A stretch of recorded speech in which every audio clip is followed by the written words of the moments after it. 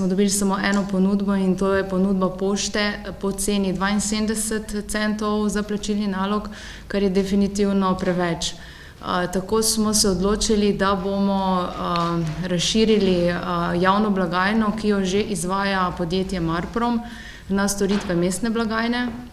Marprom je pripravil tudi analizo stroškov in če upoštevamo recimo oziroma če primerjamo stroške, ki jih sedaj plačujejo nekatera naša podjetja in stroške, ki bi jih plačevali, če to mestno blagajno prevzame Marprom, oziroma kakšni bi bili ti stroški, če bi storitev izvajala pošta, dobimo naslednje številke. Recimo energetika bo v mestni blagajni Marproma plačevala za cirka 5300 evrov na leto manj, kot plačuje letos, oziroma 11500 evrov manj, kot bi plačevala, če bi šli na pošto.